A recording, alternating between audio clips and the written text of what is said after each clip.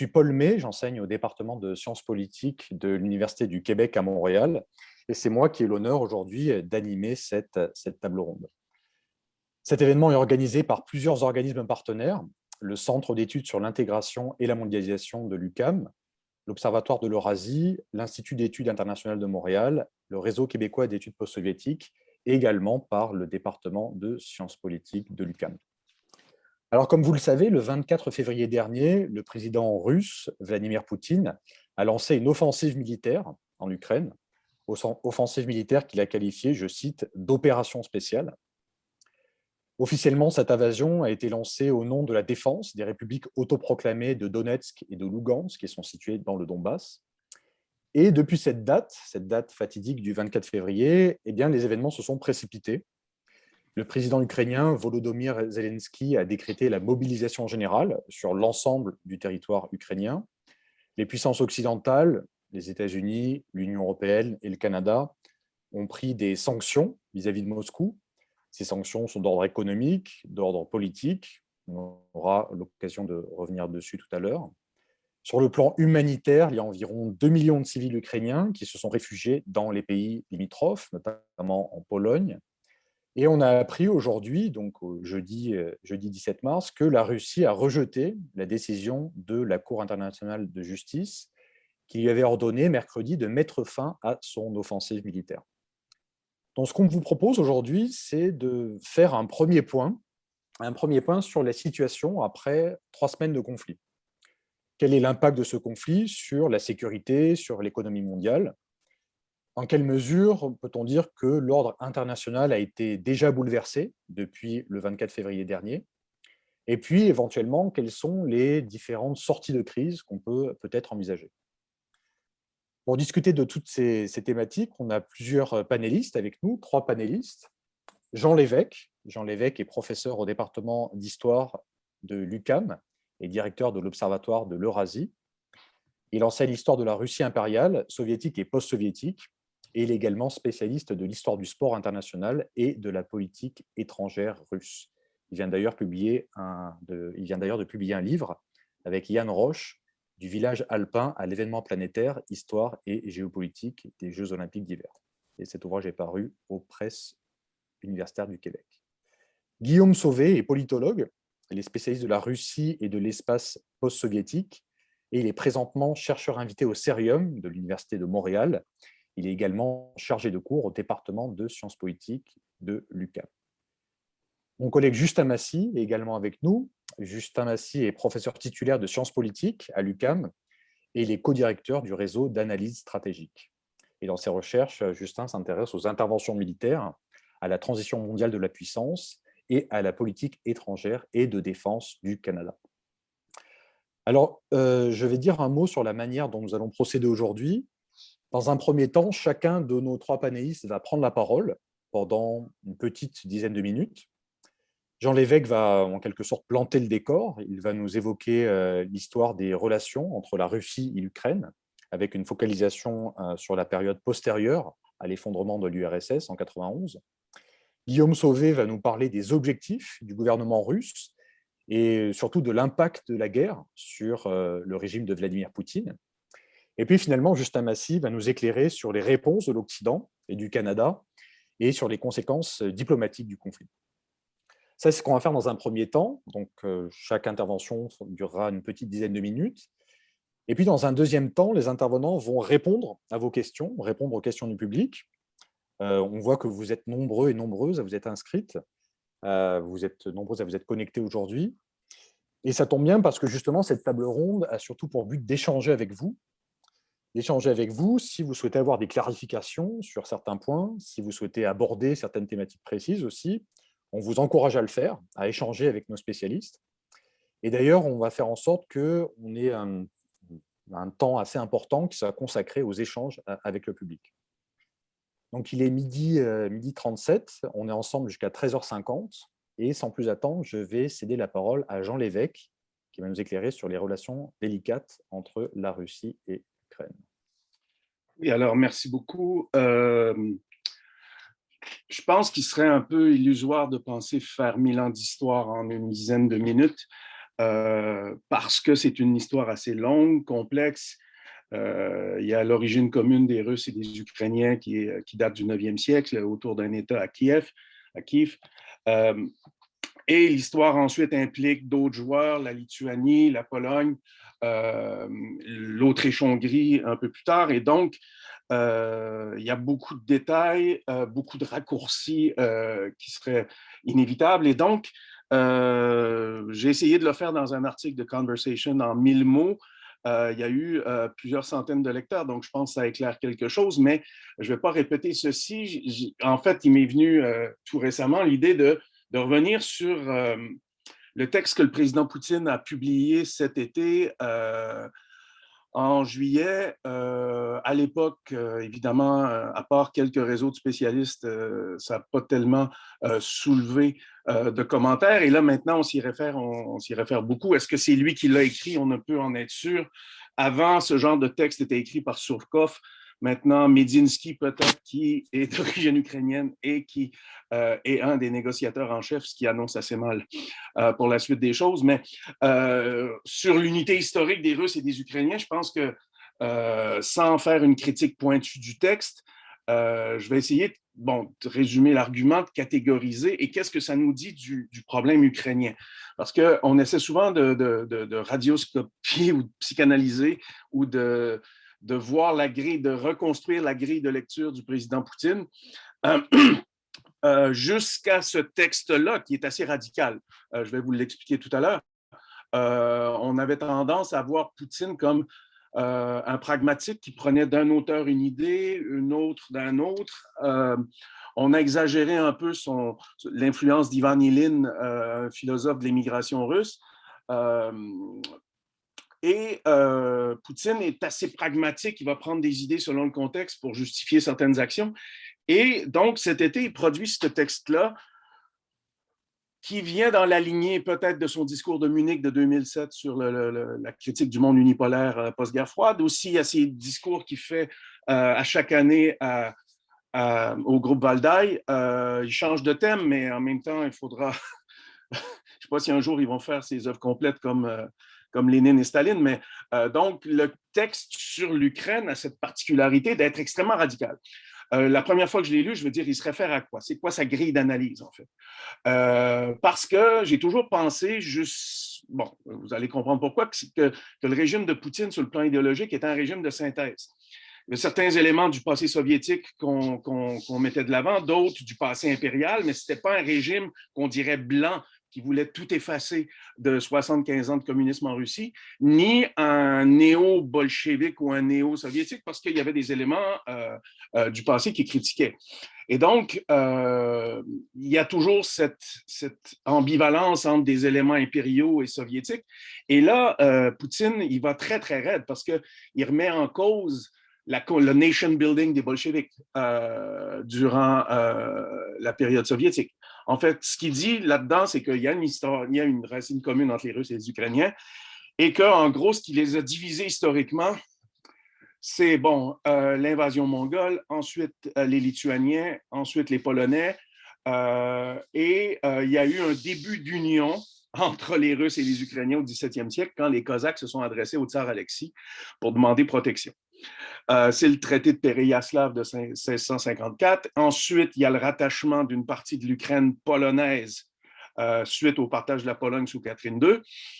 Et il reste une partie qui va être autrichienne, austro-hongroise et qu'on appelle aujourd'hui l'Ukraine de l'Ouest, qui est rattachée par, je vous le rappelle, Staline en 1945.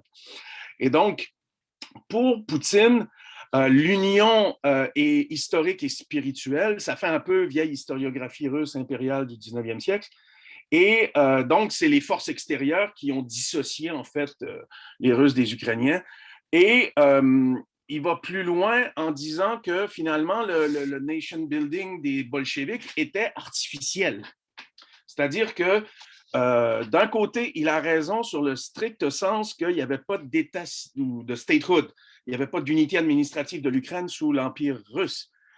C'était des gouvernements avec des gouverneurs et qui n'avaient pas d'unité administrative. Donc, la République soviétique d'Ukraine, créée en 1922, est une première forme d'État qui a été concédée artificiellement par les bolcheviks et qui vont ensuite renforcer.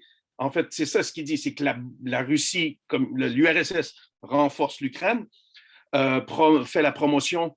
Là-dessus, il a raison qu'il y a plus de promotion de l'ukrainien à l'époque soviétique qu'il y en a eu sous l'époque tsariste, parce que la langue était pratiquement interdite à l'époque tsariste. Donc, il est dans une critique à la fois des étrangers, du passé communiste, et finalement, il va plus loin en disant que la Russie indépendante depuis 91 a beaucoup aidé au développement de l'indépendance ukrainienne, non pas grâce à un chantage gazier que les politologues mettaient de l'avant, mais plutôt avec une espèce de bienfaisance. On leur donnait du gaz à prix d'amis, vendait du gaz à prix d'amis. Il y avait une rente sur le passage du gaz et que finalement, on a été très, très, très conciliant. Et que là, il va invoquer même son ancien collaborateur Sobchak, maire de Saint-Pétersbourg, en disant qu'en 91, si on veut être vraiment légaliste, les républiques qui se séparent de l'URSS en 91 devraient retrouver le territoire qu'ils avaient en 1922, à l'époque où ils ont entré dans cette union. Si on abolit cette union-là, et je vous laisse un peu présager, parce que toute l'Asie centrale serait russe, finalement, selon cette logique-là, la Géorgie, l'Azerbaïdjan, et l'Arménie serait en une république. Vous ne voulez pas imaginer le scénario. Et il resterait le Bélarus, l'Ukraine, mais l'Ukraine sans l'Ukraine de l'Ouest. Et donc, il va assez loin et finalement dit que l'indépendance ou l'État, le caractère d'État de l'Ukraine est artificiel. Et donc, termine sur le ton en disant, bon, ben, on les a tellement aidés, on les a développés comme nation, et voilà comment ils nous remercient.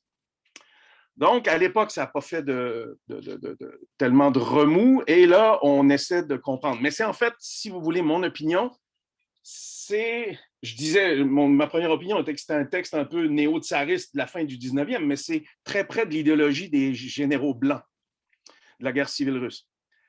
Et d'ailleurs, je suis tombé sur un entretien entre Poutine et une journaliste de la Komsomolskaya Pravda en 2009 où il lui dit « Vous devriez lire les mémoires du général Denikin, qui était un des survivants de l'armée blanche qui s'est réfugié à Paris et qui représente ce caractère ultra-conservateur des généraux blancs. Et les généraux blancs, je tiens à vous rappeler qu'un des facteurs qui a entraîné leur chute, c'est leur intransigeance absolue sur la question nationale. Je veux dire, il y a d'autres facteurs militaires et économiques, et stratégiques, mais je veux dire, dans les régions non russes, ils se sont fait plus d'ennemis que d'amis, disons. Et donc, qu'est-ce que... Je vois que le temps court et... donc, si on se place par rapport à d'autres cas, comme la Tchétchénie, c'est pas comparable parce que la Tchétchénie était une république autonome à l'intérieur de la Russie, donc on a invoqué la souveraineté nationale et la cohésion du territoire pour intervenir 2 fois. La question de la Géorgie, à mon avis, en 2008, l'intervention était plutôt sur le plan stratégique. C'est-à-dire de voir la Géorgie reluquer vers l'OTAN avec le potentiel d'avoir un accès à la mer Noire. Et le début de l'invasion, les débuts des problèmes avec l'Ukraine pourraient s'expliquer selon la même logique. Mais là, je pense qu'il vient de franchir une étape, c'est-à-dire il va vers l'intransigeance de façon assez évidente par rapport à l'Ukraine. C'est-à-dire que si on prend cette logique-là, le noyau slave originel, les ancêtres des Bélarusses, des Russes et des Ukrainiens, devraient être unis sous une forme ou sous une autre. Les relations avec le Bélarus sont assez bonnes depuis Loukachenko, sauf que je vous rappelle que dans les années 90, le Bélarus poussait pour une intégration plus complète avec la Russie, et les libéraux russes, ou ce qui en restait à la fin des années 90, disaient on n'a pas besoin d'une autre région faible économiquement. On aurait pu revendiquer la même logique pour Donbass. Et là, il y a eu tous les concepts de Novorossie, de Nouvelle-Russie, qui est un concept qui date du 18e siècle, qui vient de l'expansion de l'époque de Catherine II dans ses terres prises aux Tatars de Crimée alliés des Turcs, mais qui, je dois vous le rappeler, avait amené une colonisation de ces régions-là, à la fois russe, ukrainienne et même des colons allemands s'étaient installés dans ces régions-là. Donc, on n'est pas dans l'État mononational slave oriental. Et donc, je vais conclure très rapidement en me disant que est-ce que le fait que le président Poutine reprenne un schème de pensée de la vieille Russie qui a perdu la guerre civile le condamne à la même intransigeance? Je pense que probablement ce qui en ressort, c'est que plus il pousse cette logique-là, plus il veut une espèce d'intégration. Je ne pense pas d'une partition complète, mais ça augure assez mal pour l'intégralité, disons, du territoire ukrainien. Alors, je vous remercie de votre attention. Je pense que j'ai fait un peu le tour, mais bon, il y a encore plein de choses à discuter.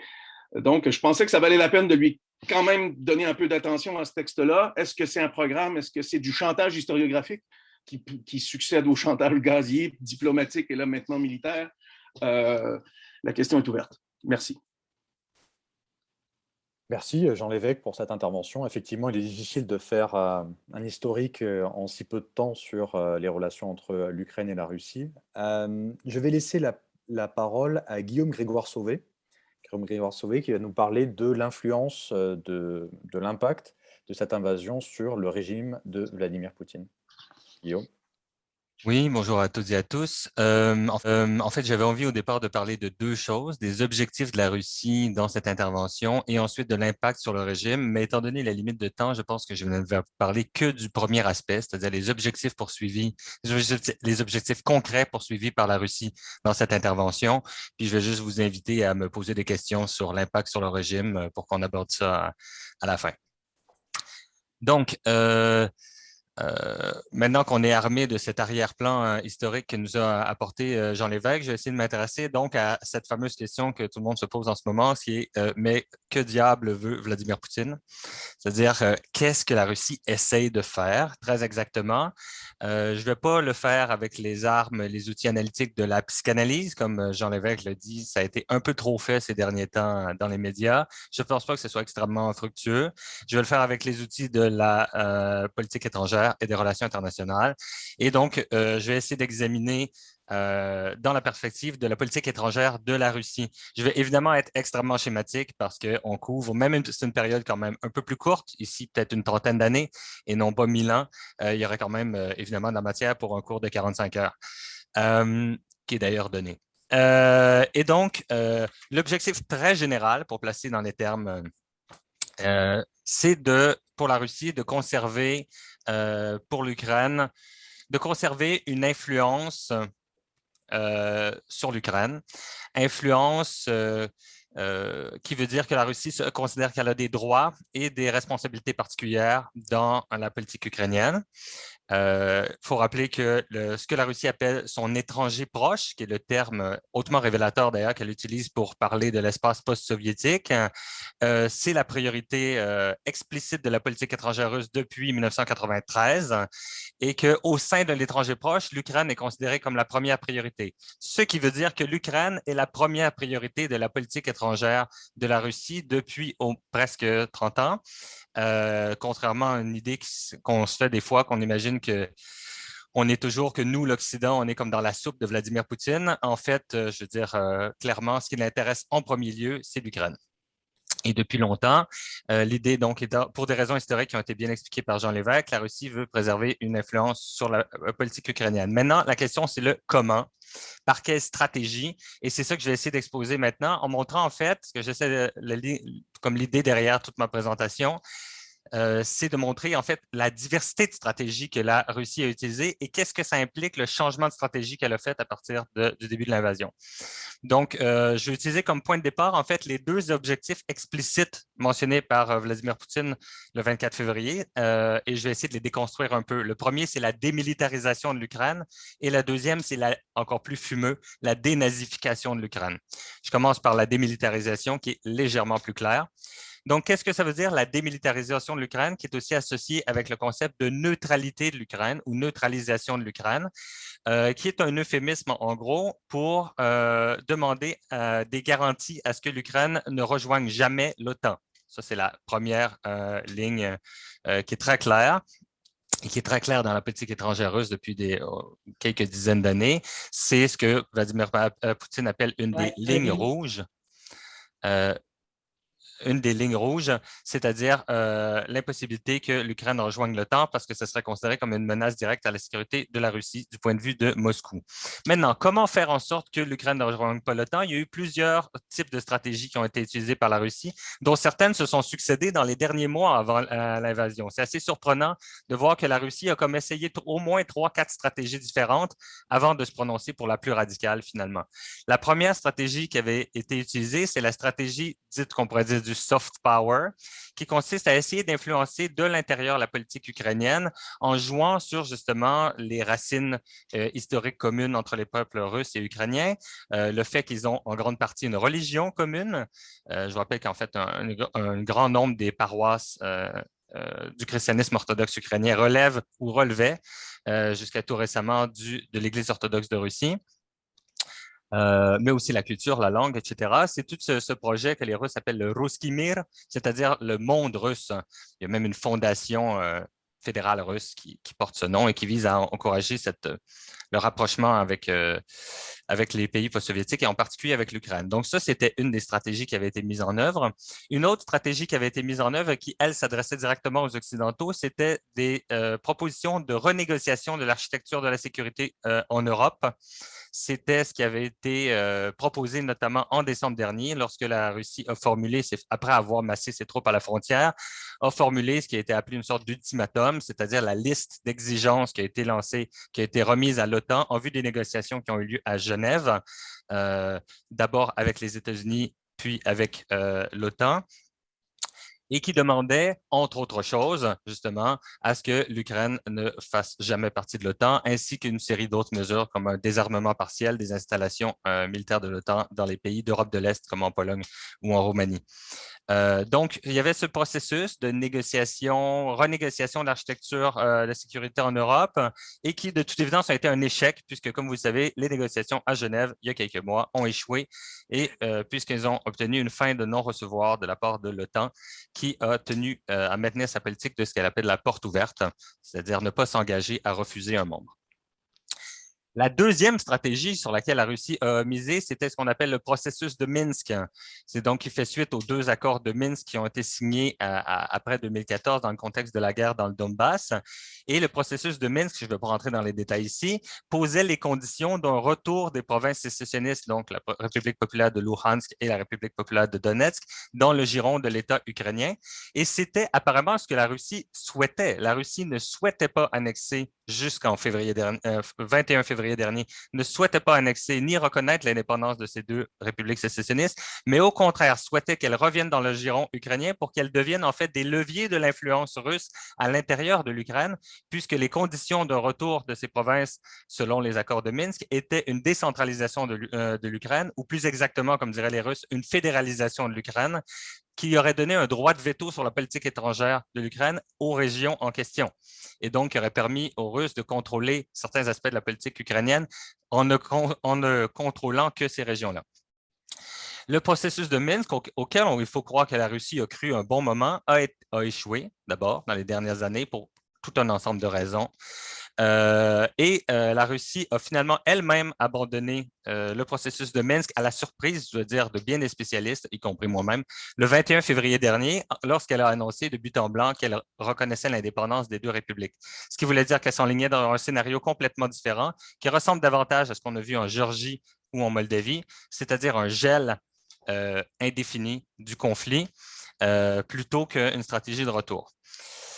Ce qui nous amène à la dernière stratégie qui est finalement la plus radicale qui a été adoptée par le régime toujours pour assurer la démilitarisation de l'Ukraine, qui est l'invasion, qui a été déclarée le 24 février et qui marque une rupture extrêmement importante par rapport aux 3 stratégies précédentes que je viens de mentionner et qui, à première vue, ressemblait à ce que la Russie avait fait en 2008 en Géorgie, c'est-à-dire intervention sur le territoire pour détruire les installations militaires qui aurait permis éventuellement une reprise des territoires sécessionnistes. Oui, donc, dans cette perspective-là, il y aura comme une sorte de logique entre la déclaration d'indépendance, de reconnaissance d'indépendance le 21 février et l'intervention militaire le 24 février.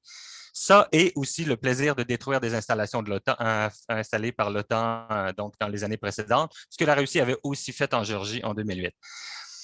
Et de ce point de vue-là, on pourrait dire que c'est un succès relatif de la part de la Russie qui est effectivement en train de détruire une grande partie des installations militaires en Ukraine. Mais la grande question qui se pose dans ce cas-là, mais pourquoi diable alors la Russie cherche-t-elle à prendre Kiev?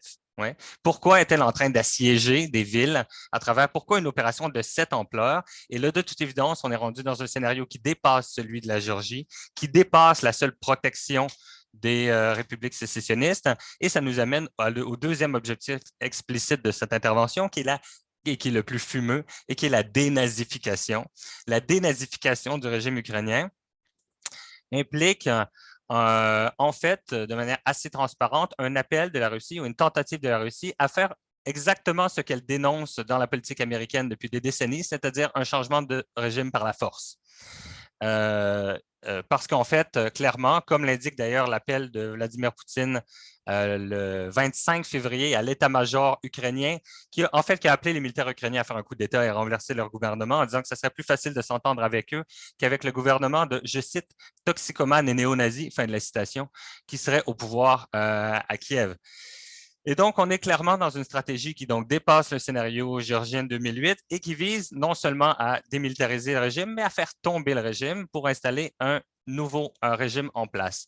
Or, force est de constater que ça ne marche pas. Ça ne marche pas du tout.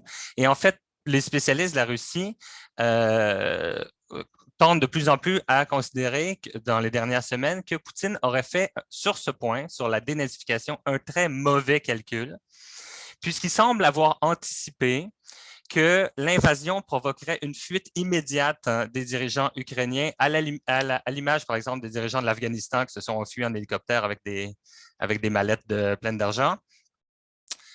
Ou à l'image, par exemple, de Yanukovych, le président pro-russe ukrainien qui s'était enfui au terme du Maïdan. Donc, Poutine semble avoir anticipé que Zelensky se serait enfui. Et il semble aussi avoir anticipé que les soldats russes seraient acclamés dans les rues des grandes villes russophones d'Ukraine, comme Kiev, Kharkiv, Odessa, Mariupol, etc. Toutes les grandes villes qui sont en train d'être assiégées, d'ailleurs. Et de ce point de vue, il semble avoir fait une grosse erreur d'appréciation en projetant sur l'ensemble de l'Ukraine ce qui était la situation de la Crimée. Sauf que la Crimée avait une situation historiquement et ethniquement et culturellement complètement différente de celle de l'Ukraine. Et comment Poutine a-t-il pu faire une aussi grossière erreur d'appréciation? Il semblerait, selon les dernières informations, qu'il aurait été en fait juste très, très mal informé par, entre autres, la branche du FSB qui s'occupait des renseignements sur les pays de l'étranger proche et sur l'Ukraine. Et un détail intéressant, c'est que les médias indépendants russes, il en reste quelques-uns, ont révélé il y a quelques jours l'arrestation et l'assignation à résidence surveillée du responsable du renseignement du FSB pour l'Ukraine. Ce qui semble indiquer sa disgrâce dans un contexte un peu particulier. C'était la personne qui était chargée d'informer Poutine sur la situation en Ukraine. Et clairement, il avait été très mal informé. Et donc, la dénazification, le changement de régime, pour être plus clair, semble ne pas devoir se faire. Ça paraît d'ailleurs totalement improbable, même si, par malheur, il devrait prendre Kiev. On ne voit pas du tout qui serait prêt à faire la mission suicidaire en Ukraine, d'essayer de tenir l'Ukraine au nom de la Russie, parce qu'on assiste à une mobilisation d'une telle ampleur en Ukraine contre l'invasion russe, y compris chez les russophones qui traditionnellement sont plus proches de la Russie. Et donc, en fait, on dirait que l'une des principales conséquences de cette invasion va être la destruction du monde russe, c'est-à-dire ce grand projet de rapprochement dans lequel la Russie a investi des millions depuis des décennies et qui vient d'être détruit. On a juste à voir les positions de l'Église orthodoxe de Russie qui s'est complètement discréditée en Ukraine en prenant exactement fait et cause pour Poutine. Et donc, ça risque d'avoir à long terme un très grand impact sur les rapports entre les deux pays, mais pas du tout dans la direction que Poutine avait souhaité. Je vais m'arrêter ici. J'ai l'impression que ça fait longtemps que je parle aussi et je vous invite à poser des questions sur l'impact sur le régime russe. Merci de votre attention. Merci Guillaume. Étant donné que l'heure tourne, je vais tout de suite céder la parole à Justin Massy. Merci, Paul. Merci pour l'invitation. Merci à mes collègues aussi pour des super interventions que je vais essayer de compléter, mais avec lesquelles je souscris totalement là, de ce que vous avez dit jusqu'à présent. Je vais me concentrer du point de vue occidental, qui est mon expertise de toute façon, pour prendre à peu près 3 grandes positions qui sont martelées dans les médias et par la population en général présentement pour donner un sens à ce qu'on voit. La première, c'est à laquelle on pose souvent la question, est-ce que l'OTAN est responsable de la guerre? Est-ce que c'est de la faute de l'OTAN? C'est une question qui est fréquente parce qu'il y a un sentiment de culpabilité chez plusieurs, je pense. Pour moi, la réponse simple avant d'élaborer, c'est non. C'est-à-dire qu'il y a une seule personne, il y a un seul responsable de toute guerre, c'est l'envahisseur. On ne peut pas assigner sur le pays envahi la responsabilité ou ses voisins d'une guerre qui est déclenchée par un adversaire. Ça s'inscrit dans un désir, d'ailleurs, de tous les voisins de l'Ukraine de joindre l'OTAN, précisément parce qu'ils craignent une invasion russe. Il y a une raison pour laquelle la Lituanie, la République tchèque, la Hongrie, tous ces pays ont voulu joindre l'OTAN dans la fin des années 90, début 2000. Ce n'était pas parce qu'ils croyaient que la Russie serait un partenaire fiable et avec lequel ils pourraient avoir des relations cordiales dans les années à venir. Au contraire. Et c'est ce qu'on a vu d'ailleurs d'abord en Géorgie, ensuite en Ukraine. Ils avaient raison. Cela dit, est-ce qu'en 2008, lorsque l'Ukraine a souhaité adhérer à l'OTAN, lors du sommet de Bucarest, on aurait dû fermer à double tour la porte? Et donc, en ouvrant la porte, parce que, bon, il faut réaliser qu'on n'a jamais donné, ça s'appelle le MAP en anglais, le plan d'action pour l'adhésion à l'Ukraine. On ne lui a pas offert en 2008, contrairement à d'autres pays. Par exemple, présentement, la Bosnie-Herzégovine, notamment, qui est sur cette liste, et la Macédoine. Ça n'a pas été le cas de la Géorgie ni de l'Ukraine qui souhaitaient adhérer, précisément parce qu'on craignait, surtout du côté européen, français et allemand, pour ne pas les nommer notamment, que si on leur donnait un tel statut, un tel plan d'action qui mène avec une série d'étapes qui doit suivre ensuite vers une adhésion formelle à l'OTAN, ça donnerait un prétexte à la Russie d'envahir, ou du moins d'intervenir militairement et d'agir en Ukraine. Et c'est précisément pour cette raison-là qu'on l'a refusé. Alors, est-ce qu'on pourrait à ce moment-là aller plus loin en disant qu'on aurait dû abolir l'article 10, donc du traité de l'Atlantique Nord, qui dit un peu l'idée de porte ouverte, ou de faire un traité séparé, si on veut, pour dire jamais, on vous promet que l'Ukraine joindra l'OTAN. Je pense que c'est pousser trop loin ce principe dans la mesure où ce qui est fondamental dans la perspective occidentale, c'est l'autodétermination des peuples, la liberté de choisir, l'indépendance et l'intégrité territoriale des nations reconnues aux Nations unies. Ça aurait été, je pense, d'autant plus que l'Ukraine ne souhaitait pas, souhaitait joindre l'OTAN, elle ne souhaitait pas avoir un tel traité qui garantissait plus jamais qu'elle pourrait joindre l'OTAN. Je pense que c'était poussé un peu trop loin. Par contre, il n'y a jamais eu de préoccupation réelle que l'Ukraine était sur le point d'adhérer à l'OTAN. Que ce soit en 2014, on pense que c'était surtout l'idée d'une entente avec l'Union européenne qui a créé cette première crise-là. Et 2022, là, il ne s'est rien passé dans les derniers mois qui laissait croire que l'Ukraine pourrait joindre l'OTAN. Ce qui s'est passé, par contre, c'est que l'OTAN était de plus en plus présente en Ukraine. Et ça, c'est l'autre côté de la médaille, c'est-à-dire que c'est pas... Quand on dit l'Ukraine dans l'OTAN, c'est aussi l'OTAN dans l'Ukraine. Il faut voir l'autre côté. Il y avait les troupes canadiennes, britanniques, américaines, danoises et suédoises qui faisaient la formation de militaires ukrainiens. Il y avait un soutien économique et militaire, pas aussi grand qu'on le connaît aujourd'hui, mais il y avait quand même cette présence-là. Et on procédait à la modernisation de cette armée ukrainienne-là, à la préparant essentiellement pour améliorer ses capacités. Et c'est ça qui était une crainte, bien sûr, du côté russe et qui aurait pu possiblement ne pas être fait. Du côté de l'OTAN, qui aurait peut-être créé plus de crainte, mais dans la mesure où c'était vu comme étant un soutien défensif, c'est-à-dire simplement pour aider les Ukrainiens, suite, bien sûr, à l'annexion de la Crimée et au soutien de rebelles séparatistes dans le Donbass, c'est en réaction à ça que l'OTAN est intervenu davantage et non pas en amont. Donc, il faut garder ça en tête également.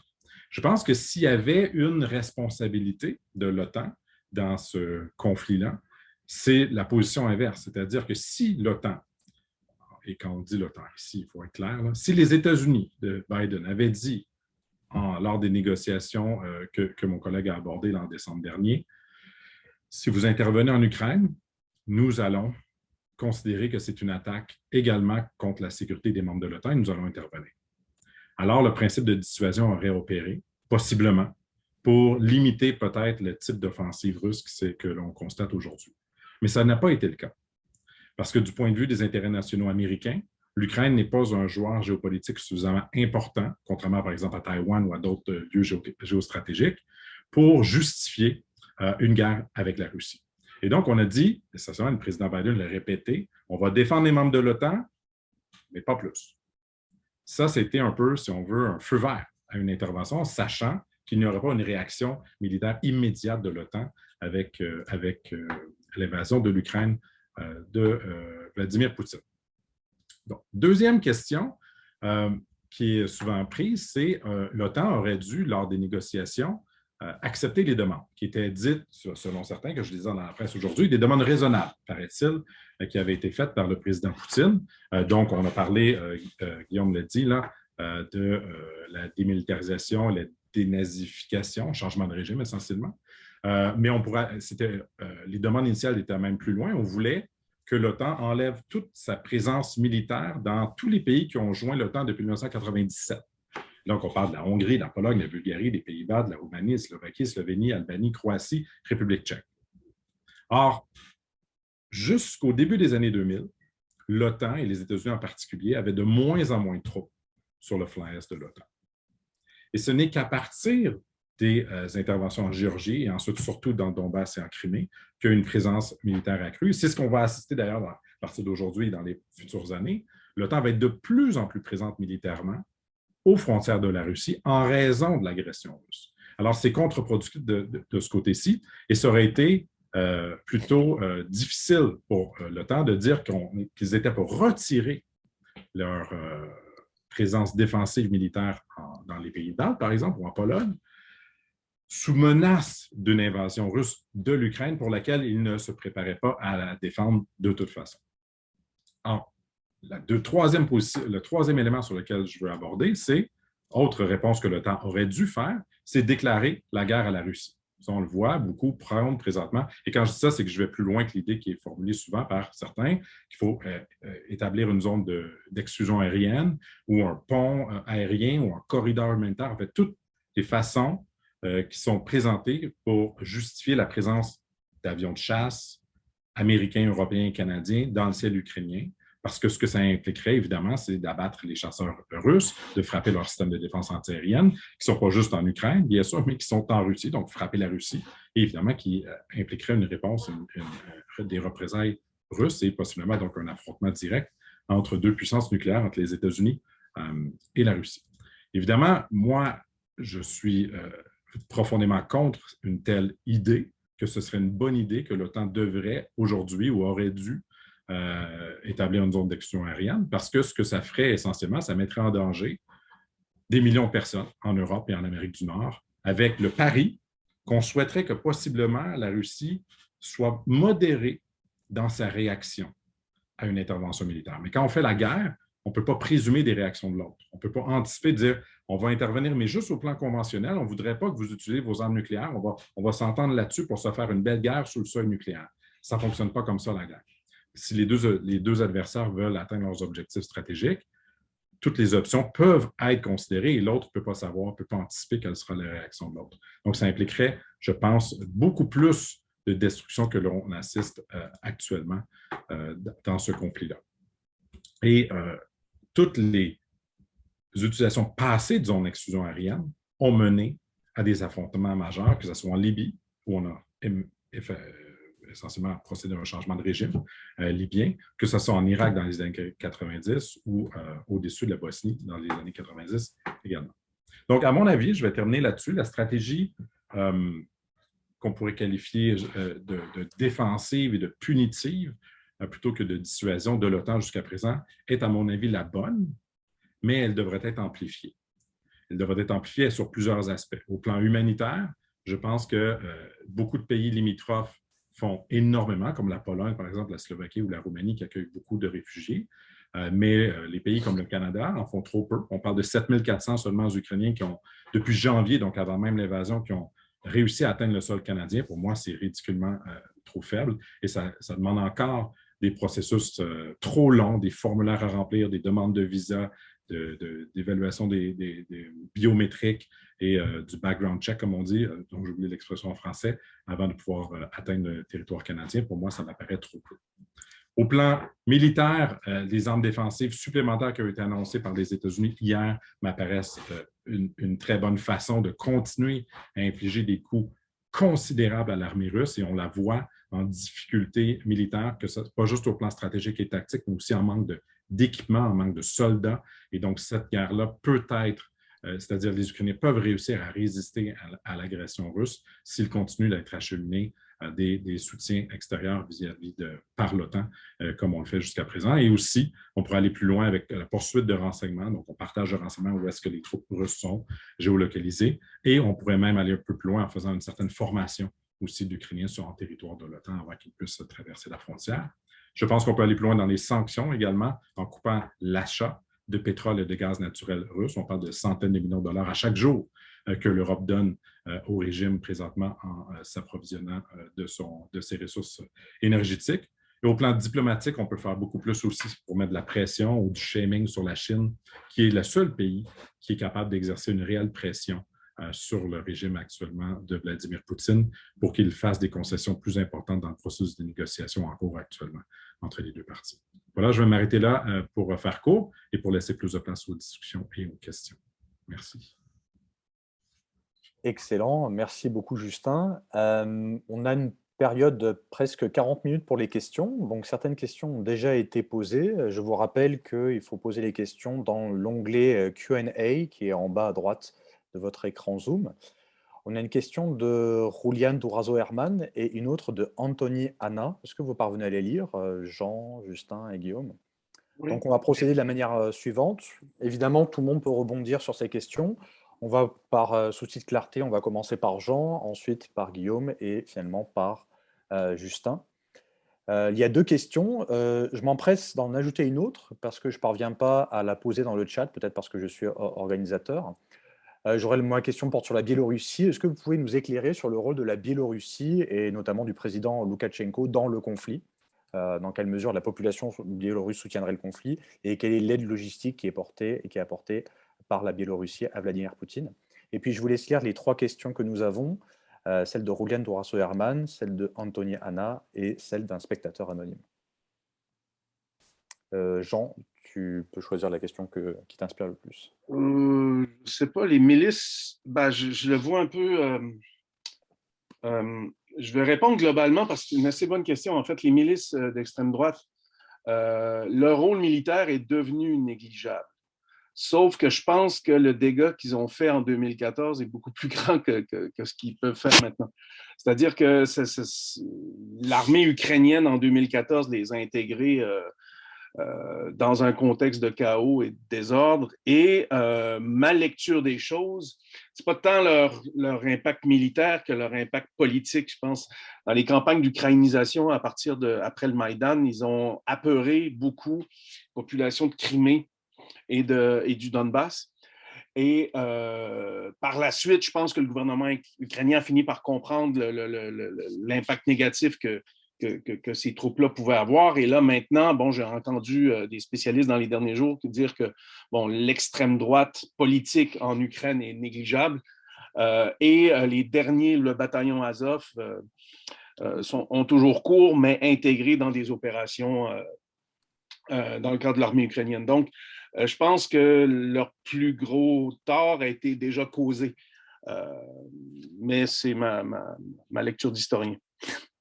Si quelqu'un d'autre veut répondre.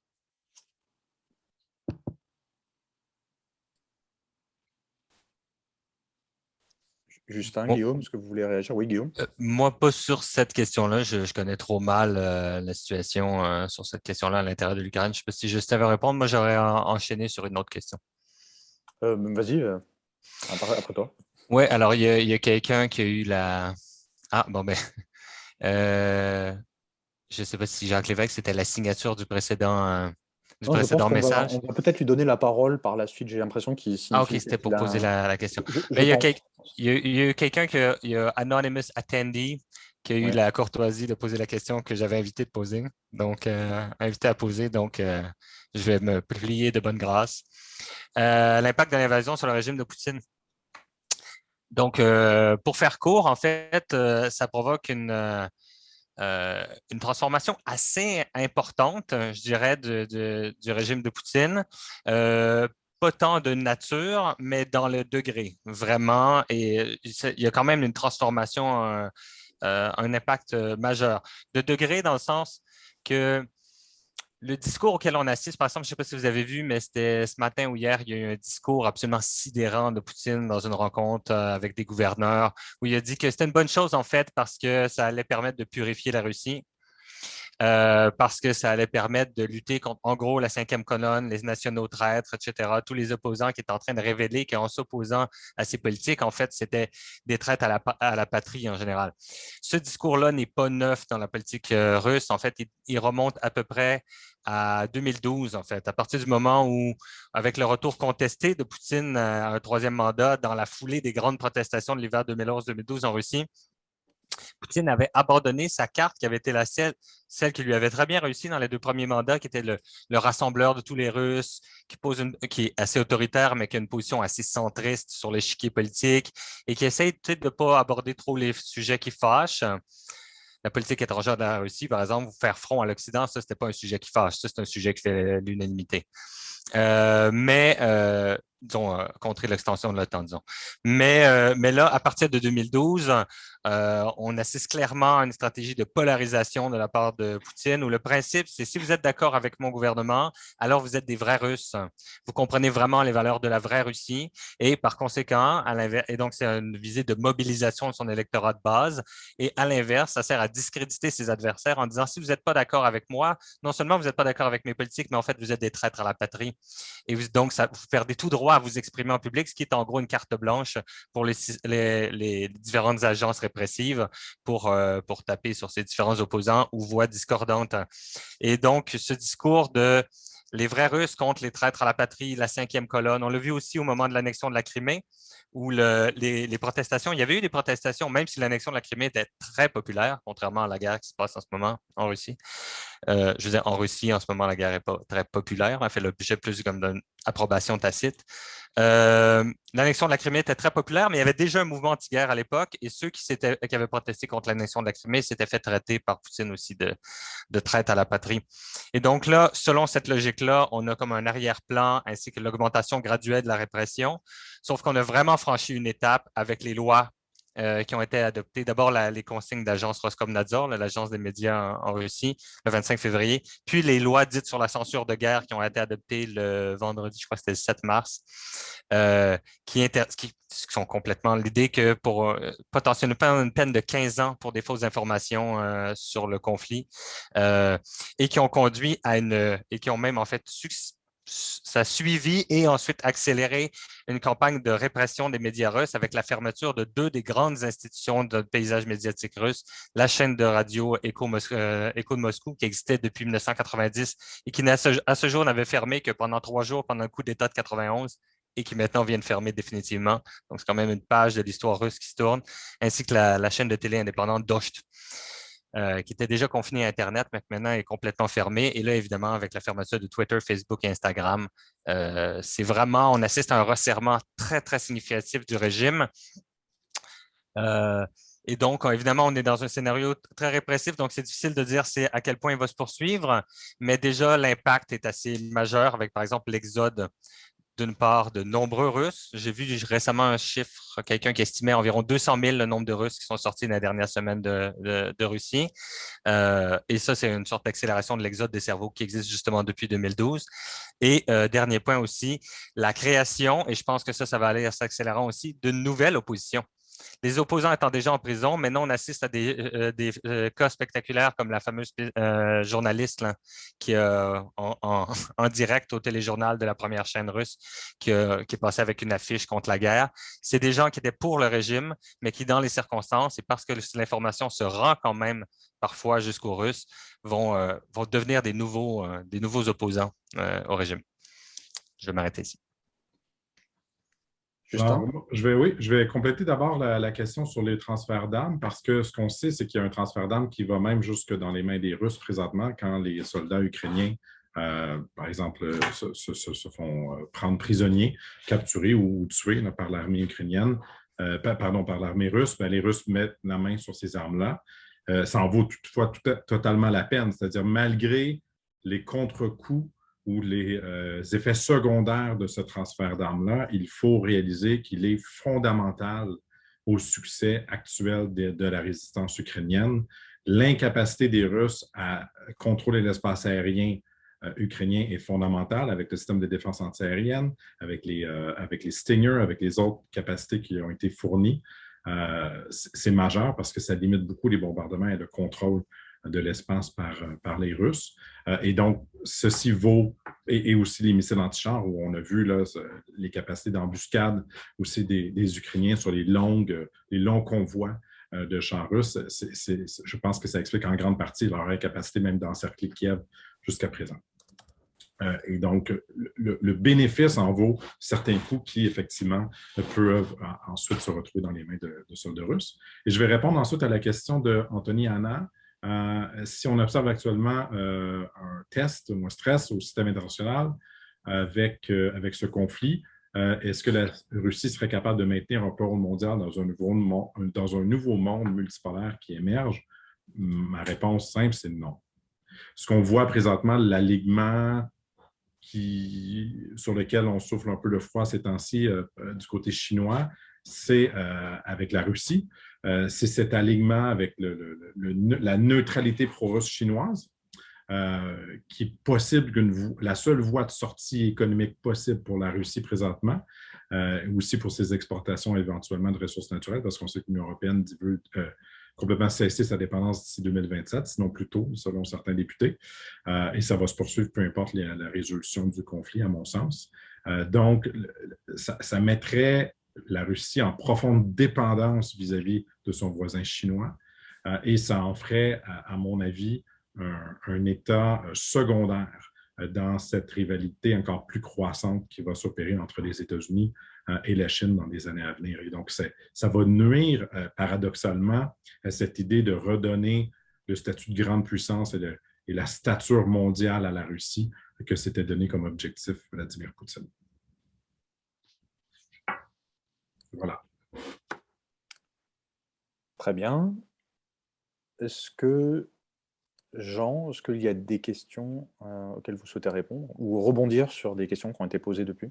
Non, pas ce que je viens d'entendre parce que peut-être plus, je pense, les personnes les mieux placées pour répondre ont répondu.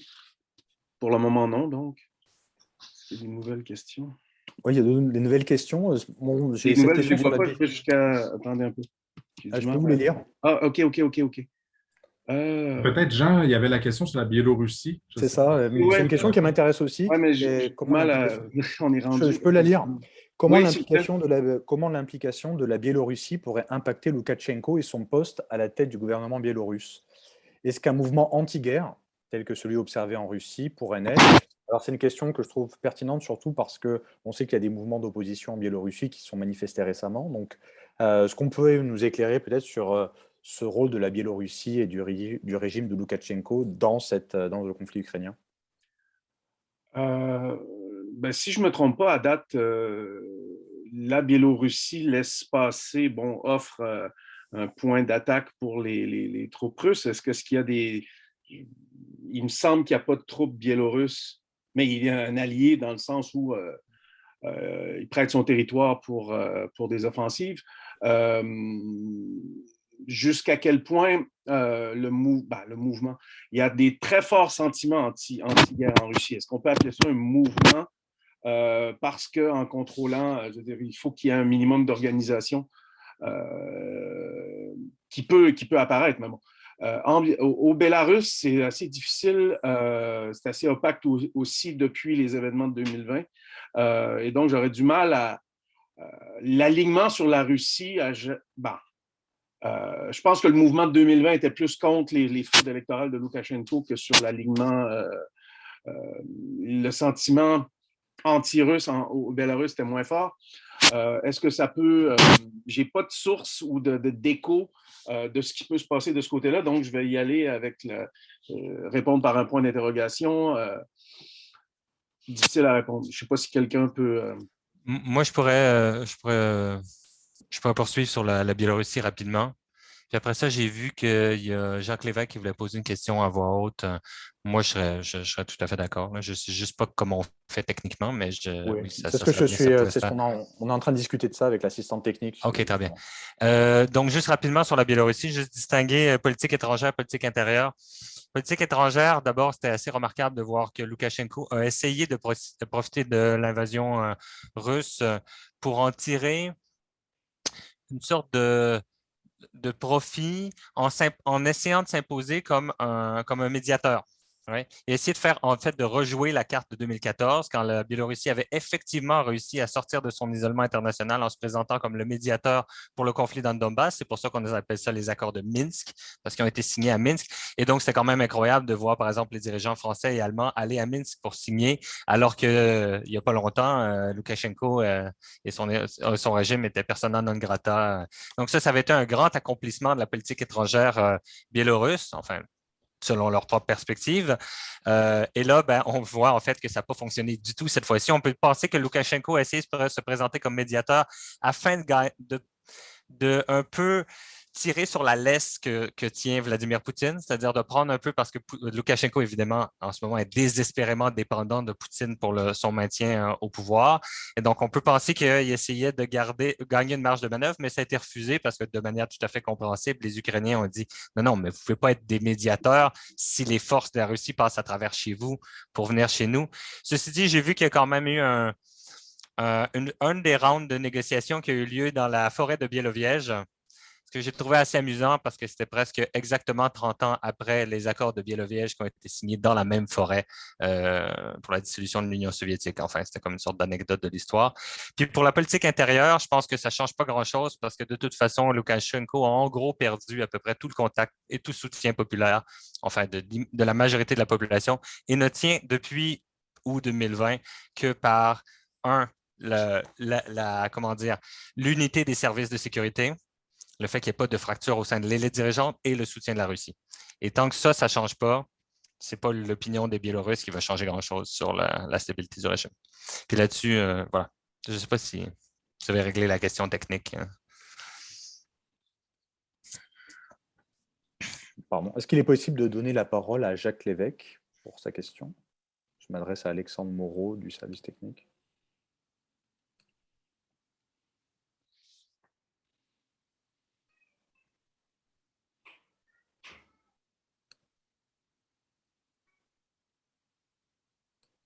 Très bien. Jacques Lévesque, est-ce que vous pouvez connecter votre micro et poser votre question? On est prêt à vous entendre. Vous m'entendez maintenant? Très bien, Oui, très bien. Bon. Excellent. Je voudrais mettre sur la table une idée provocante, bien sûr, et avoir un peu votre réponse là-dessus. L'idée provocante est la suivante, c'est que je considère que depuis la fin de l'URSS, ça commence à Gorbatchev. Et si on commence avec l'arrivée de Gorbatchev, qui pose la question de l'OTAN dès ce moment-là, hein, Gorbatchev s'était opposé à ce que l'Allemagne puisse, il a capitulé là-dessus, alors qu'il avait le gros bout du bâton. Il ne pouvait pas y avoir de réunification allemande en vertu des accords de la fin de la guerre, comme quoi il fallait pour l'avenir de l'Ukraine un accord parfait entre les trois puissances victorieuses. Donc, là-dessus, Gorbatchev a été battu. Cette question d'élargissement de l'OTAN est passé de façon constante avec des objections chaque fois de la part de la Russie qu'on a passé par-dessus, etc. Alors, ma question, moi, je considère, et c'est ça la question provocante que je veux mettre sur la table, je considère que la situation actuelle, c'est-à-dire où on en est, qui est une situation abominable, je dirais que les États-Unis, ils sont pour 70% de la cause de ce qui se passe, mais qui est évidemment une guerre abominable. Il n'a pas été voulu, certainement pas par les États-Unis, mais l'attitude constante de repousser constamment la Russie jusque dans ses derniers retranchements, jusqu'au moment où elle se soit comment dire, sur le plan militaire, etc., développé suffisamment, que c'est c'est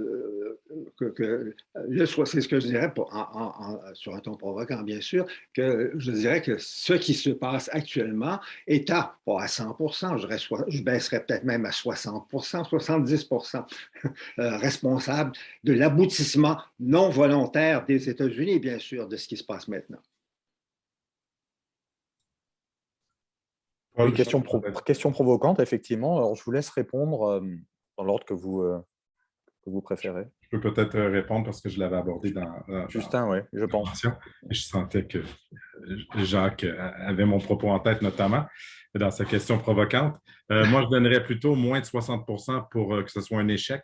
Jacques, donc, sur ce point-là, on verra si on peut se mettre d'accord ensuite sur le résultat. Il faut se mettre dans la perspective des années 90 avec les premiers élargissements où les États-Unis étaient la seule grande puissance. C'était vraiment le moment unipolaire des États-Unis. Ça aurait été, à mon sens, difficile d'envisager un contexte où on dise aux Pays-Baltes ou à la Roumanie ou à tout autre pays là, qui a joint ensuite, non, on ne vous veut pas dans l'OTAN parce que la Russie pourrait le prendre mal. C'est ça qu'on aurait refusé leur demande de joindre l'OTAN. C'était plutôt l'inverse, on est dans un contexte où on voyait l'élargissement des principes libéraux, la fin de l'histoire, évidemment. La démocratie se répandre partout en Europe de l'Est. On a essayé au Moyen-Orient aussi, violemment, dans les dernières années, pour répandre cette dite démocratie. C'était un contexte, je pense, où contrefactuellement, ce serait difficile d'imaginer les États-Unis, que ce soit Gore, que ce soit Bush, que ce soit Clinton ou peu importe leurs adversaires qui auraient remporté des élections, à mon sens, de dire non à ces pays. D'autant plus qu'ils pouvaient réussir à remplir les conditions au niveau de la démocratie, au niveau de la protection des minorités, etc., les autres conditions nécessaires au plan d'action d'adhésion de l'OTAN. Est-ce que, évidemment, plus largement, on peut faire la question hypothétique, si l'OTAN ne s'était pas élargie, est-ce que la Russie aura envahi l'Ukraine le 24 février 2022?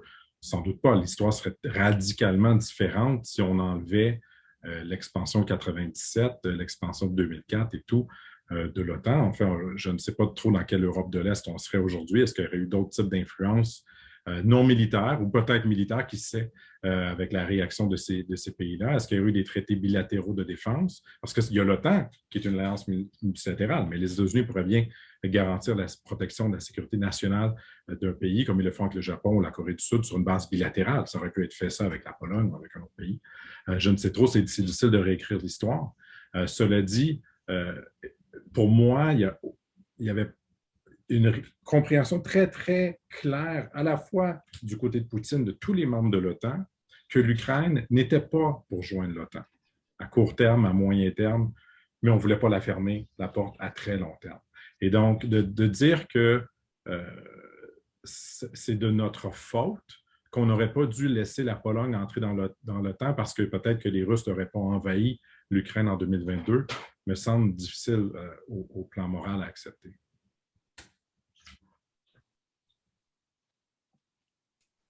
Excellent. Alors, nous avons 3 nouvelles questions. Une question d'Anne-Marie Gingras. Je voulais répondre à... Ah, pardon. Allez-y, oui. Je peux ajouter un petit... Allez-y, oui. Vas-y. Pour avoir beaucoup vécu en Russie dans les années 90, 2000 à peu près jusqu'à 2011,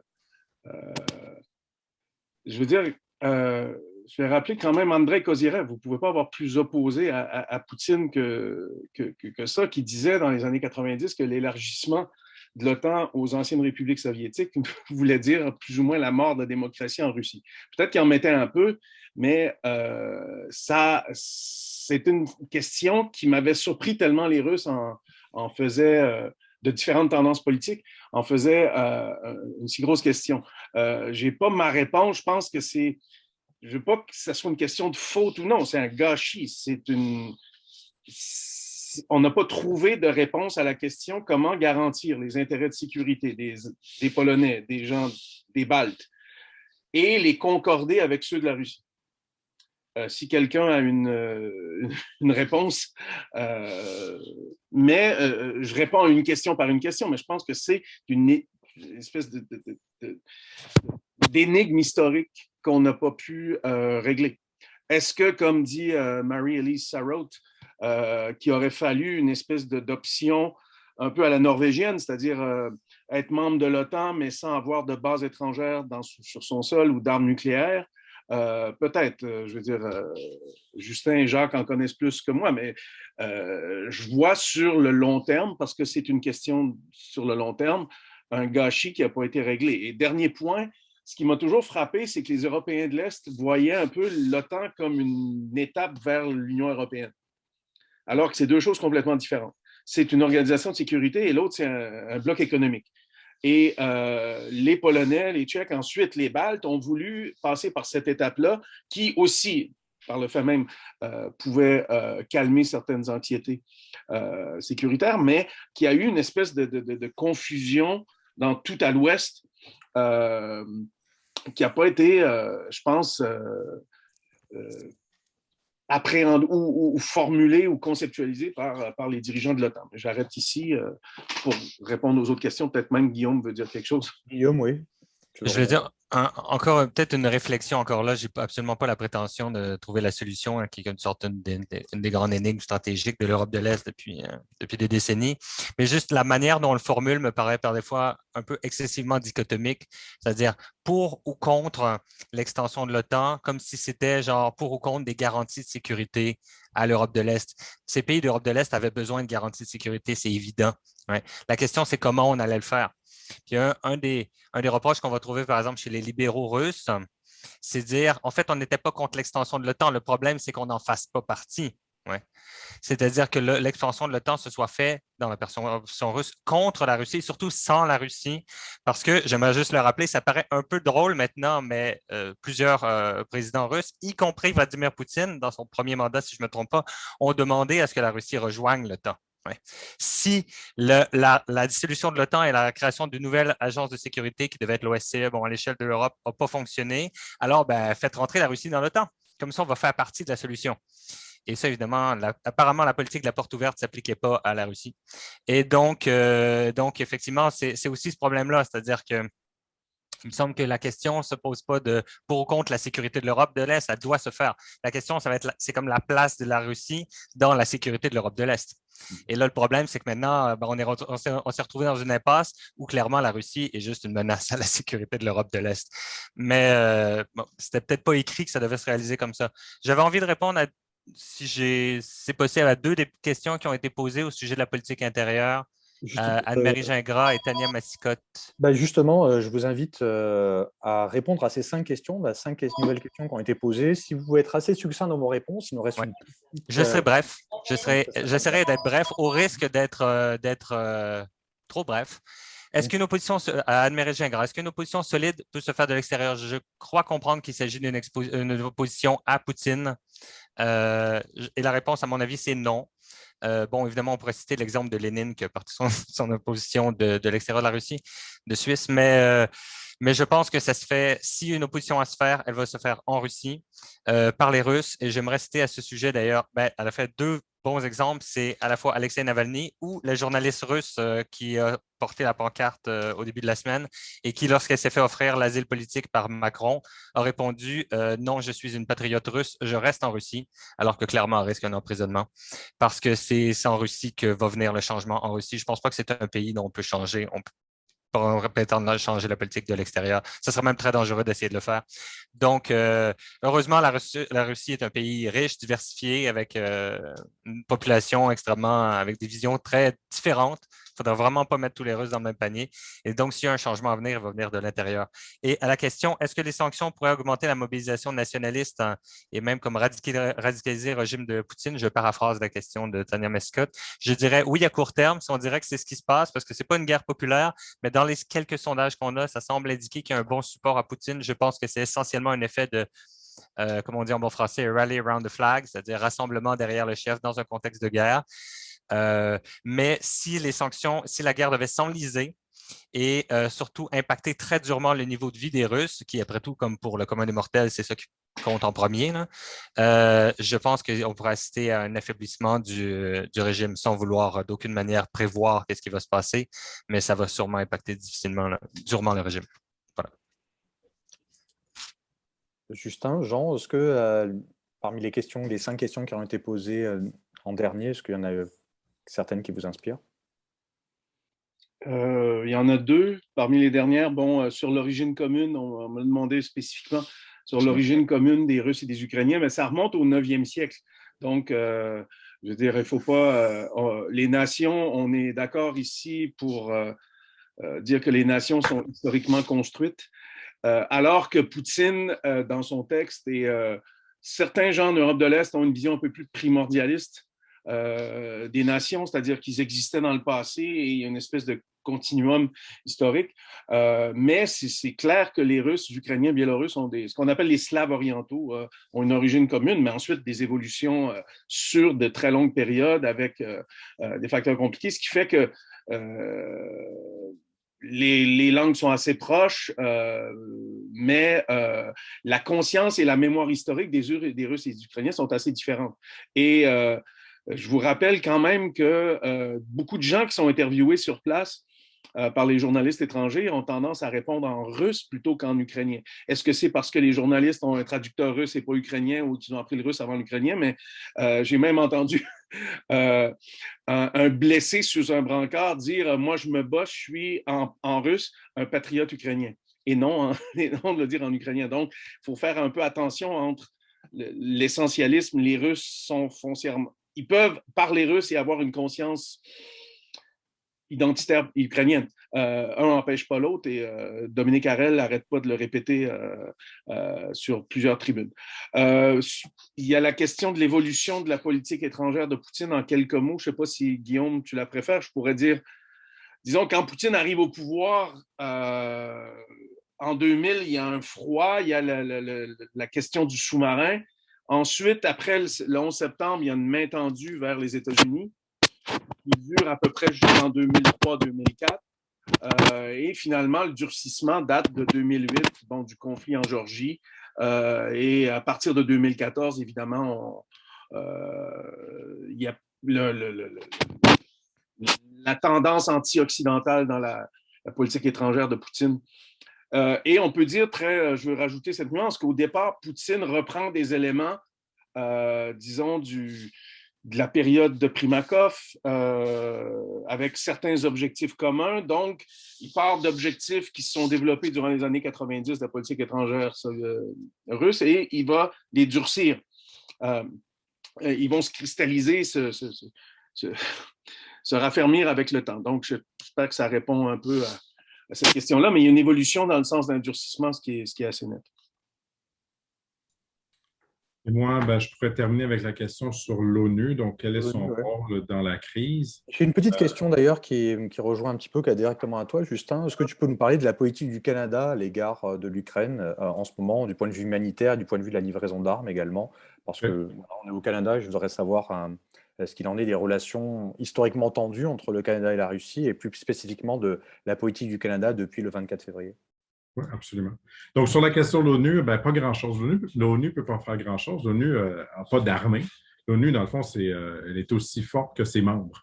Et bien sûr, la Russie dispose d'un droit de veto, comme on l'a vu lors des résolutions qui ont été adoptées à la fois au Conseil de sécurité et ensuite à l'Assemblée générale des Nations unies pour le contourner.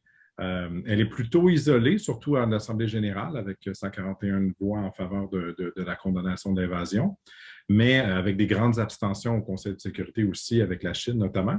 Et l'ONU n'a pas, le secrétaire général des Nations Unies n'a pas une armée pour être capable d'amener Vladimir Poutine à la haie et le traduire en justice. Ce n'est pas comme ça que ça fonctionne. Il faut vraiment qu'il y ait l'ONU est le reflet des rapports de force. L'ONU dans laquelle on vit aujourd'hui, surtout son Conseil de sécurité des Nations Unies, est le reflet de qui a gagné la Deuxième Guerre mondiale. C'est là-dedans que l'on vit et c'est ce rapport de force-là qui est maintenu présentement parce qu'aucun pays veut faire des réformes majeures pour réduire son propre pouvoir de veto, incluant l'idée qui est bonne, mais qui sera, à mon sens, jamais adoptée, qu'un pays qui est lui-même accusé au Conseil de sécurité des Nations Unies n'aurait pas le droit de poser son veto sur une résolution qui le concerne. C'est une idée qui est débattue, mais pour l'adopter, il faudrait que le pays en question, qui dispose d'un droit de veto, acquiesce, ce qui n'est pas possible parce que les pays ne veulent pas réduire leur pouvoir, mais l'augmenter dans ce monde dans lequel on vit. Le Canada. Le Canada a une position très similaire aux États-Unis sur la question de l'OTAN, prône l'expansion depuis le début, depuis les années 90 de l'OTAN vers l'Est. Une position donc dans ce sens-là, anti-russe vis-à-vis des intérêts ou la perspective russe, qui s'explique en partie par l'importance de la diaspora d'Europe de l'Est au pays, surtout en Saskatchewan et dans les autres provinces des prairies. Et à Montréal aussi, il y a quand même une bonne communauté ukrainienne aussi qu'il ne faut pas négliger. En partie ça, mais aussi en partie parce que le Canada est un État libéral qui aime la promotion des droits humains et de la démocratie dans le monde. Et ce n'est pas lui qui a payé les coûts de cette politique-là, c'est son voisin du Sud, donc peut se permettre d'avoir des grandes ambitions, comme on le voit présentement dans le discours canadien, où on dit nous sommes pour l'intégrité territoriale de l'Ukraine, nous sommes contre la Russie, mais finalement, on ne fait pas grand-chose. On ne fait pas grand-chose au plan humanitaire, on ne fait pas grand-chose au plan militaire, on ne fait pas grand-chose au plan diplomatique. Bref, on ne mobilise même pas la relation particulière que le Canada avait avec l'Ukraine depuis décembre, disons, dans les négociations. Le Canada n'a pas usé de son influence ou de son oreille attentive qu'il aurait pu avoir avec le président Zelensky pour essayer de trouver une façon, des concessions possibles qui pourraient être acceptées du côté ukrainien pour éviter une invasion russe. Ça n'a pas été le cas. On préfère avoir une politique, on dit, de principe, mais sans payer les coûts donc, de ces principes-là. C'est la particularité du Canada avec la protection naturelle et inévitable des États-Unis qu'ils nous offrent. On peut se permettre de parler très, très fort et d'avoir aucune conséquence de nos paroles. Et c'est ce qui se poursuit, peu importe le gouvernement. Ce n'est pas une critique envers le gouvernement actuel, c'était le cas aussi du gouvernement précédent. C'est quelque chose qui est profondément lié à la situation géopolitique, au manque de leadership politique et au fait que la politique étrangère n'est pas vue comme étant un élément d'intérêt national au Canada, mais plutôt de promotion de valeurs et de position partisane pour gagner des élections. Je comprends. Voilà. Merci pour cet éclaircissement. Effectivement, ça recoupe un petit peu les analyses qu'on a pu lire par ailleurs et que j'ai moi-même sur la politique canadienne à l'égard de l'Ukraine. On arrive donc, il est déjà 13h50, on arrive au terme de cette table ronde. Je voudrais remercier les 3 panélistes et les organisateurs. Puis je voudrais également remercier les personnes qui se sont connectées. Vous avez été très nombreux et très nombreuses à vous connecter, surtout qu'on a eu assez peu de temps pour faire de la publicité de l'événement, étant donné qu'on voulait être réactif vis-à-vis de l'actualité. Alors cette actualité en Ukraine, justement, elle est préoccupante, elle est imprévisible, elle est souvent difficile à déchiffrer. Et c'est pour cette raison qu'il est nécessaire de faire le point fréquemment et de recueillir la parole des spécialistes sur cette question, et bien sûr d'échanger avec eux. Et donc, il est fort probable que d'autres tables rondes similaires vont être organisées dans les mois qui viennent, peut-être même dans les semaines qui viennent, au gré de l'évolution de la situation. Et d'ailleurs, à cet égard, la formule par Zoom permet une certaine flexibilité. Donc, on communiquera sur Facebook, sur Twitter, sur le site des organismes partenaires, également sur le site du département de sciences politiques de l'UQAM, si de tels événements sont organisés à l'avenir, ce qui, à mon avis, ne manquera pas d'arriver. Donc surtout, encore une fois, merci à tout le monde et puis restez connectés. Merci. Je suis Paul May, j'enseigne au département de sciences politiques de l'Université du Québec à Montréal et c'est moi qui ai l'honneur aujourd'hui d'animer cette table ronde. Cet événement est organisé par plusieurs organismes partenaires, le Centre d'études sur l'intégration et la mondialisation de l'UQAM, l'Observatoire de l'Eurasie, l'Institut d'études internationales de Montréal, le Réseau québécois d'études post-soviétiques et également par le département de sciences politiques de l'UQAM.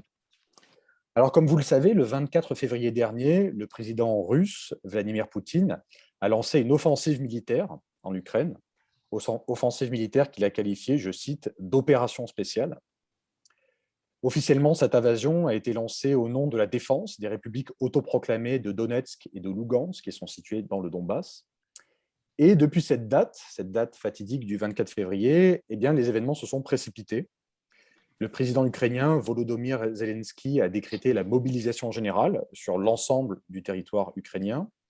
Les puissances occidentales, les États-Unis, l'Union européenne et le Canada ont pris des sanctions vis-à-vis de Moscou. Ces sanctions sont d'ordre économique, d'ordre politique. On aura l'occasion de revenir dessus tout à l'heure. Sur le plan humanitaire, il y a environ 2 millions de civils ukrainiens qui se sont réfugiés dans les pays limitrophes, notamment en Pologne. Et on a appris aujourd'hui, donc jeudi 17 mars, que la Russie a rejeté la décision de la Cour internationale de justice qui lui avait ordonné mercredi de mettre fin à son offensive militaire. Donc, ce qu'on vous propose aujourd'hui, c'est de faire un premier point sur la situation après 3 semaines de conflit. Quel est l'impact de ce conflit sur la sécurité, sur l'économie mondiale? En quelle mesure peut-on dire que l'ordre international a été déjà bouleversé depuis le 24 février dernier? Et puis, éventuellement, quelles sont les différentes sorties de crise qu'on peut peut-être envisager? Pour discuter de toutes ces thématiques, on a plusieurs panélistes avec nous, 3 panélistes. Jean Lévesque est professeur au département d'histoire de l'UQAM et directeur de l'Observatoire de l'Eurasie.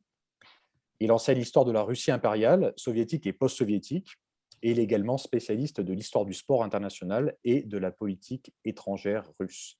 Il vient d'ailleurs de publier un livre avec Yann Roche, du village alpin à l'événement planétaire, histoire et géopolitique des Jeux olympiques d'hiver.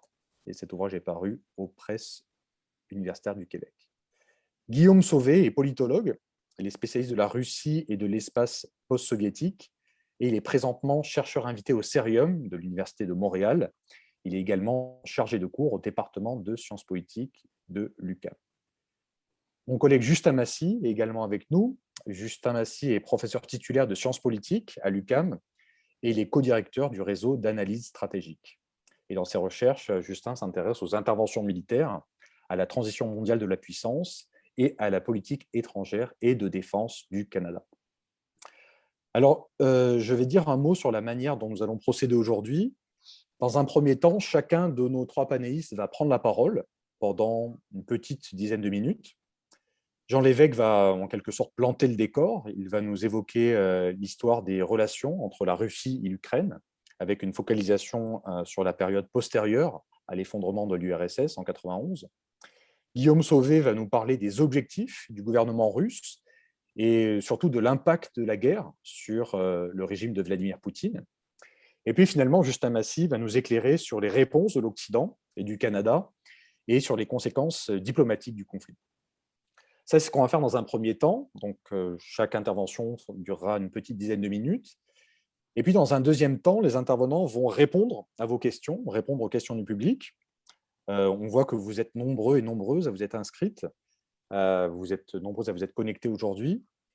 Et ça tombe bien parce que justement, cette table ronde a surtout pour but d'échanger avec vous.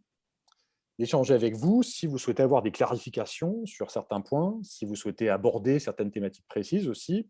On vous encourage à le faire, à échanger avec nos spécialistes. Et d'ailleurs, on va faire en sorte qu'on ait un temps assez important qui soit consacré aux échanges avec le public.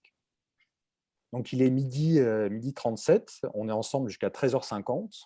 Et sans plus attendre, je vais céder la parole à Jean Lévesque, qui va nous éclairer sur les relations délicates entre la Russie et l'Ukraine. Oui, alors merci beaucoup. Je pense qu'il serait un peu illusoire de penser faire 1000 ans d'histoire en une dizaine de minutes parce que c'est une histoire assez longue, complexe.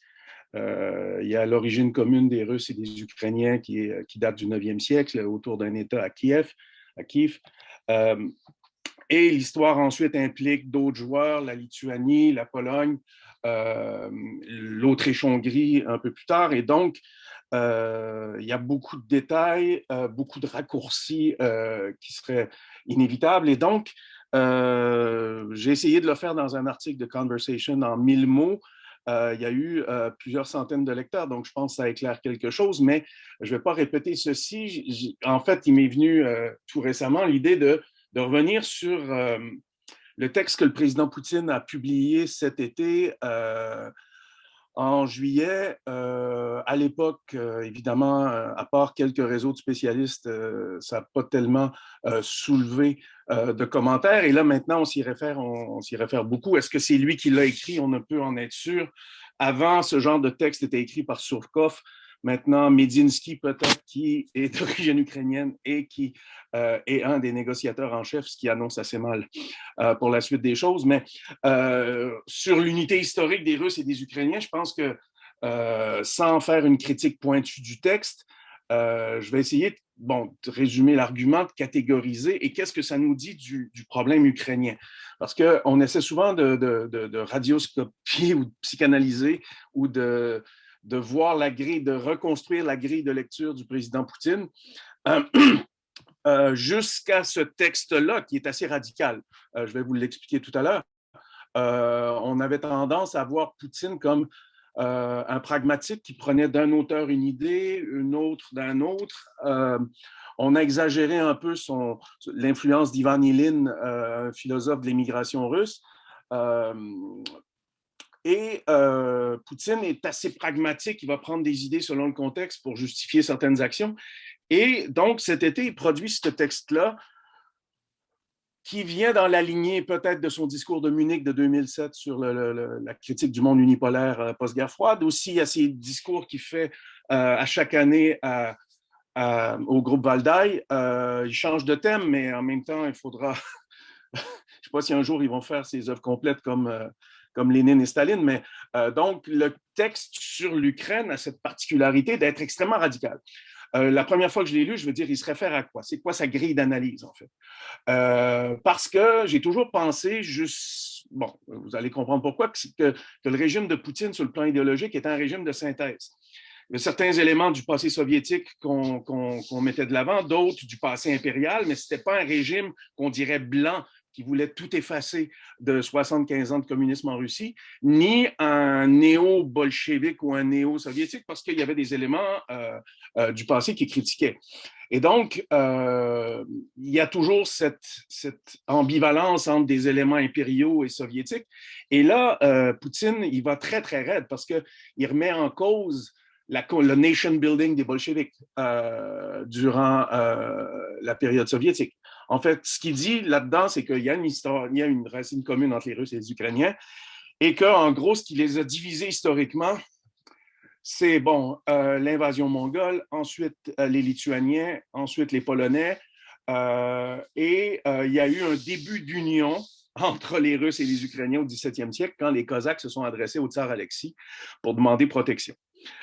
C'est le traité de Péréyaslav de 1654. Ensuite, il y a le rattachement d'une partie de l'Ukraine polonaise suite au partage de la Pologne sous Catherine II. Et il reste une partie qui va être autrichienne, austro-hongroise et qu'on appelle aujourd'hui l'Ukraine de l'Ouest, qui est rattachée par, je vous le rappelle, Staline en 1945. Et donc, pour Poutine, l'union est historique et spirituelle. Ça fait un peu vieille historiographie russe impériale du 19e siècle. Et donc, c'est les forces extérieures qui ont dissocié, en fait, les Russes des Ukrainiens.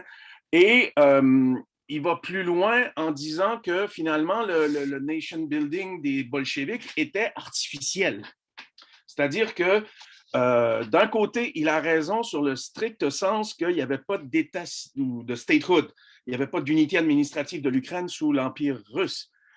C'était des gouvernements avec des gouverneurs et qui n'avaient pas d'unité administrative. Donc, la République soviétique d'Ukraine, créée en 1922, est une première forme d'État qui a été concédée artificiellement par les bolcheviks et qui vont ensuite renforcer.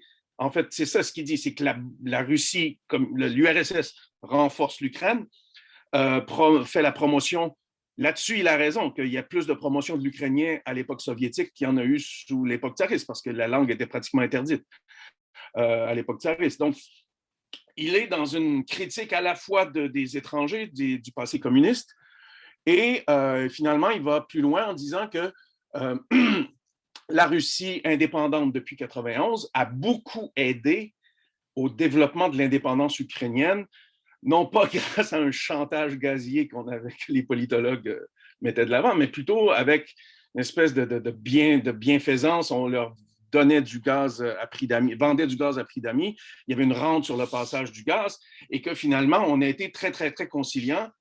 Et que là, il va invoquer même son ancien collaborateur Sobchak, maire de Saint-Pétersbourg, en disant qu'en 91, si on veut être vraiment légaliste, les républiques qui se séparent de l'URSS en 91 devraient retrouver le territoire qu'ils avaient en 1922, à l'époque où ils ont entré dans cette union. Si on abolit cette union-là, et je vous laisse un peu présager, parce que toute l'Asie centrale serait russe, finalement, selon cette logique-là, la Géorgie, l'Azerbaïdjan et l'Arménie seraient en une république. Vous ne voulez pas imaginer le scénario.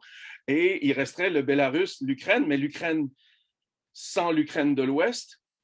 Et donc, il va assez loin et finalement dit que l'indépendance ou l'État, le caractère d'État de l'Ukraine est artificiel. Et donc, termine sur le ton en disant, bon, ben, on les a tellement aidés, on les a développés comme nation et voilà comment ils nous remercient. Donc, à l'époque, ça n'a pas fait tellement de remous et là, on essaie de comprendre. Mais c'est en fait, si vous voulez, mon opinion, je disais, ma première opinion était que c'était un texte un peu néo-tsariste de la fin du 19e, mais c'est très près de l'idéologie des généraux blancs de la guerre civile russe. Et d'ailleurs, je suis tombé sur un entretien entre Poutine et une journaliste de la Komsomolskaya Pravda en 2009 où il lui dit « Vous devriez lire les mémoires du général Denikin, qui était un des survivants de l'armée blanche qui s'est réfugié à Paris et qui représente ce caractère ultra-conservateur des généraux blancs. Et les généraux blancs, je tiens à vous rappeler qu'un des facteurs qui a entraîné leur chute, c'est leur intransigeance absolue sur la question nationale. Je veux dire, il y a d'autres facteurs militaires et économiques, et stratégique, mais je veux dire, dans les régions non russes, ils se sont fait plus d'ennemis que d'amis, disons. Et donc, je vois que le temps court et donc, si on se place par rapport à d'autres cas, comme la Tchétchénie, c'est pas comparable parce que la Tchétchénie était une république autonome à l'intérieur de la Russie, donc on a invoqué la souveraineté nationale et la cohésion du territoire pour intervenir 2 fois. La question de la Géorgie, à mon avis, en 2008, l'intervention était plutôt sur le plan stratégique, c'est-à-dire de voir la Géorgie reluquer vers l'OTAN avec le potentiel d'avoir un accès à la mer Noire. Et le début de l'invasion, les débuts des problèmes avec l'Ukraine pourraient s'expliquer selon la même logique. Mais là, je pense qu'il vient de franchir une étape, c'est-à-dire il va vers l'intransigeance de façon assez évidente par rapport à l'Ukraine. C'est-à-dire que si on prend cette logique-là, le noyau slave originel, les ancêtres des Bélarusses, des Russes et des Ukrainiens, devraient être unis sous une forme ou sous une autre.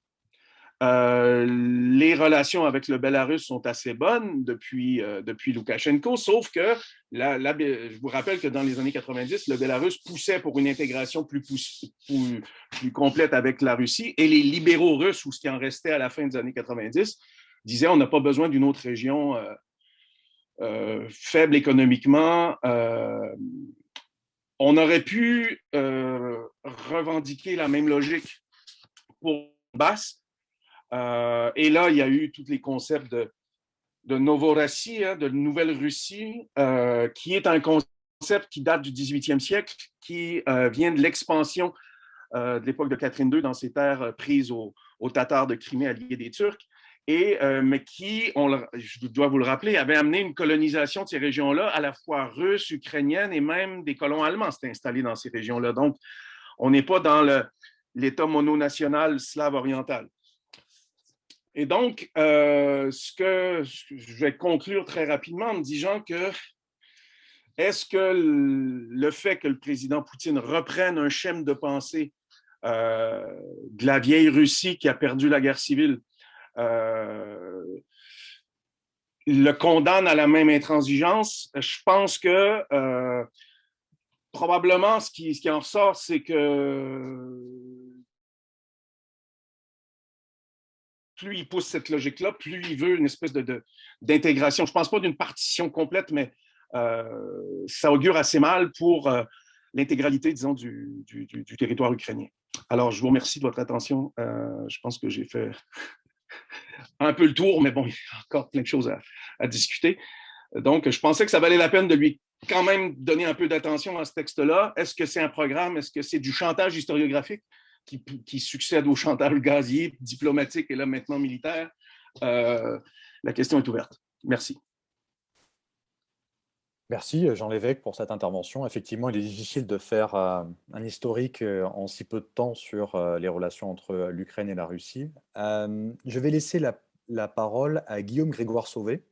Guillaume Grégoire Sauvé qui va nous parler de l'influence, de l'impact de cette invasion sur le régime de Vladimir Poutine. Guillaume. Oui, bonjour à toutes et à tous. En fait, j'avais envie au départ de parler de deux choses, des objectifs de la Russie dans cette intervention et ensuite de l'impact sur le régime. Mais étant donné la limite de temps, je pense que je ne vais parler que du premier aspect, c'est-à-dire les objectifs poursuivis, les objectifs concrets poursuivis par la Russie dans cette intervention. Puis je vais juste vous inviter à me poser des questions sur l'impact sur le régime pour qu'on aborde ça à la fin. Donc, maintenant qu'on est armé de cet arrière-plan historique que nous a apporté Jean Lévesque, je vais essayer de m'intéresser donc à cette fameuse question que tout le monde se pose en ce moment, qui est mais que diable veut Vladimir Poutine? C'est-à-dire qu'est-ce que la Russie essaye de faire très exactement? Je ne vais pas le faire avec les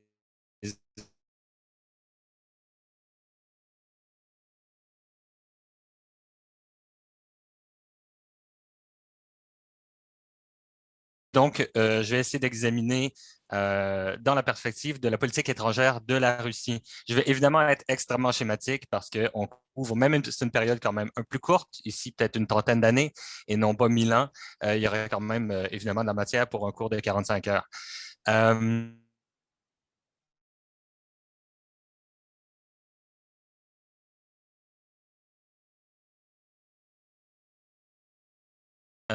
Pour l'Ukraine, de conserver une influence